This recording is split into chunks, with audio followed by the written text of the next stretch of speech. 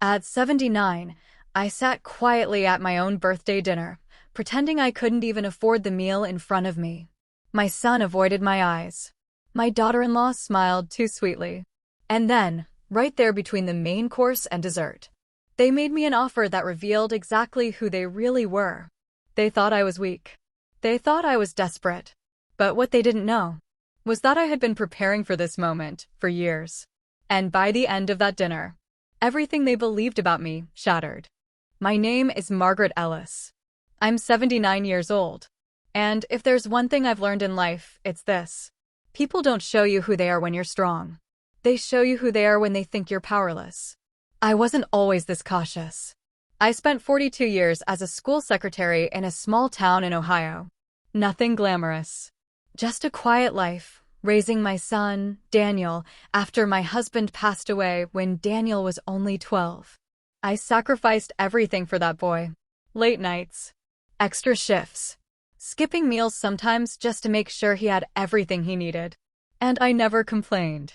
Because I believed in something simple. If you give your child enough love, they'll give it back when you need it most. I was wrong. Daniel grew up, moved to the city, married a woman named Rebecca.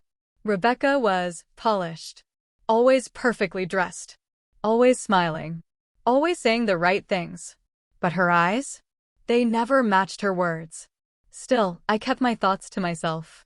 Because that's what mothers do, we protect the peace, even when it costs us comfort. Over time, Daniel visited less. Phone calls became shorter. And eventually, they started talking about my future.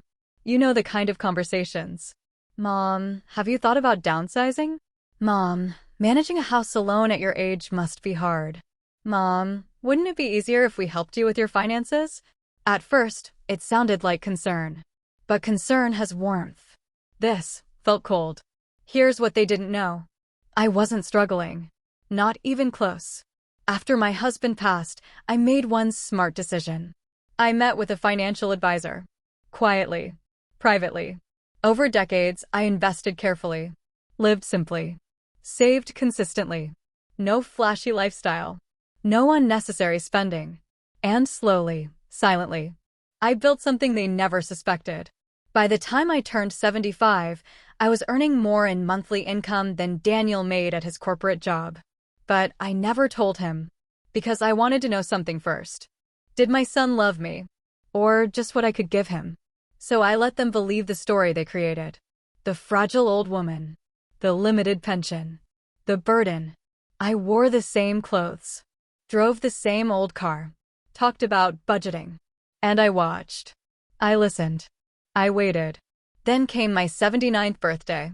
They insisted on taking me out to dinner. A fancy restaurant, far nicer than anything they'd ever taken me to before.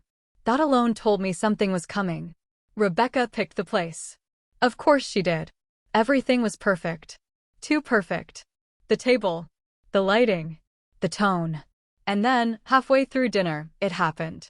Rebecca leaned forward, her voice soft, almost rehearsed. Margaret, she said, we've been thinking about your situation. My situation. I smiled politely. Oh. Daniel cleared his throat, avoiding eye contact. Rebecca continued. We know things must be getting difficult for you financially. Maintaining the house, bills, it's a lot. There it was. The assumption. The setup. I nodded slowly, playing along. It can be, I said gently. She reached across the table, placing her hand near mine, but not quite touching it. We want to help you, she said. Help. That word again.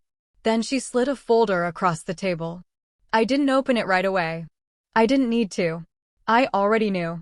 This is a simple arrangement, she explained. You transfer the house into Daniel's name. That way, we can manage everything for you. Take the stress off your shoulders. Daniel finally spoke. It's for your own good, Mom. For your own good. Funny how those words always come right before someone takes something from you. I looked down at the folder, then back at them.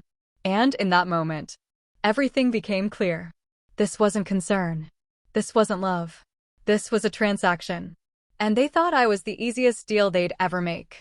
So I did something they didn't expect. I smiled. Not politely. Not weakly. But knowingly. And I opened the folder. Inside were legal documents. Prepared. Detailed. Ready for my signature. They had planned this carefully. That almost impressed me. Almost. I closed the folder gently. Then I reached into my purse and pulled out something of my own. A folder. Thicker. Heavier. More complete. I placed it on the table between us. Rebecca's smile faltered slightly. Daniel frowned. "What's that?" he asked.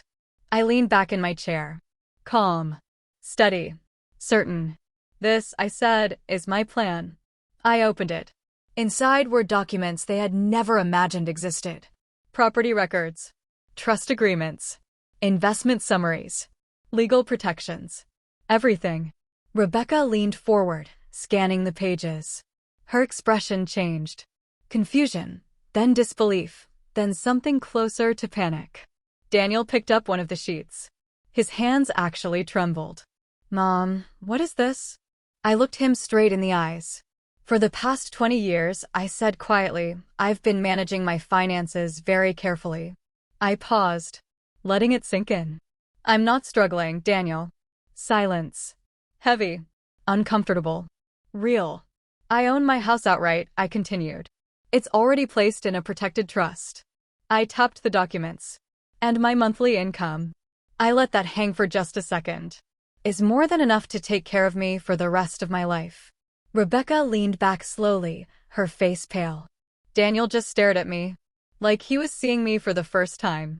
"And just so we're clear," I added gently, no one can transfer, sell, or control anything I own." I closed the folder.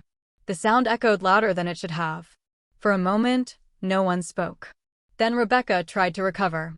"Oh, Margaret, we didn't mean." I raised my hand slightly. Not angry. Not loud. Just final. "You meant exactly what you said." I stood up, adjusted my coat, and looked at my son one last time. "I spent my life protecting you," I said. "I just didn't expect I'd have to protect myself from you too." And with that, I walked away. That night, I didn't lose my son. I lost the illusion of who I thought he was. And strangely, that felt like freedom. Because sometimes, the greatest strength isn't proving people wrong. It's letting them reveal who they are. And quietly making sure they can never hurt you again.